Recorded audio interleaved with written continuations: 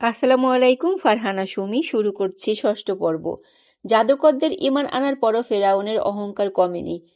একের পর এক নিদর্শন, দুর্ভিক্ষ, বন্যা, পঙ্গপাল, উকুন, ব্যাঙ, রক্ত, সবকিছু দেখেও ফেরাউন সত্যকে অস্বীকার করেই গেল।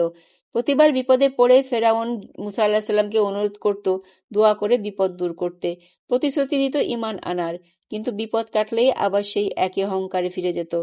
শেষে আল্লাহ মুসা আল্লাহ সাল্লামকে নির্দেশ দিলেন রাতের অন্ধকারে বনি ইসরায়েলকে নিয়ে মিশর ত্যাগ করার।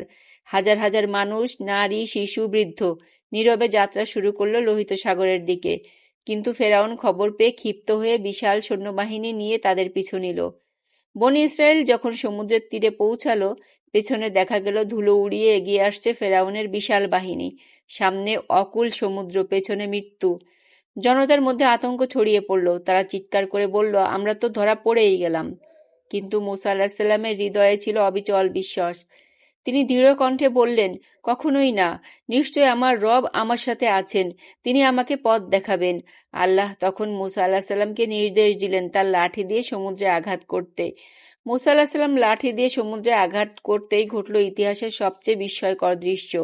সমুদ্র দুই ভাগ হয়ে গেল, মাঝখানে জেগে উঠল শুকনো পথ। দুই পাশে পানি দাঁড়িয়ে রইল যেন বিশাল পাহাড়ের মতো। বনি ইসরায়েল নিরাপদে সেই পথ দিয়ে পার হয়ে গেল। ফেরাউন এই দৃশ্য দেখো অহংকারবশত পিছু ধাওয়া করল। তার বিশাল বাহিনী নিয়ে সে একই পথে নামল। কিন্তু বনি ইসরায়েল সম্পূর্ণ পার হওয়ার সাথে সাথেই আল্লাহর নির্দেশে সমুদ্র আবার তার আগের অবস্থায় ফিরে এলো। ফেরাউন ও তার পুরো বাহিনী সমুদ্রের বুকে চিরতরে তলিয়ে গেল। ডুবে যাওয়ার শেষ মুহূর্তে ফেরাউন চিৎকার করে বলল, আমি ঈমান আনলাম, নিশ্চয়ই সেই সত্তা ছাড়া কোনো ইলাহ নেই যার প্রতি বনী ইসরায়েল ঈমান এনেছে। কিন্তু ততক্ষণে সময় ফুরিয়ে গিয়েছিল। মৃত্যুর মুখে দাঁড়িয়ে করা তওবা তখন আর গ্রহণযোগ্য ছিল না।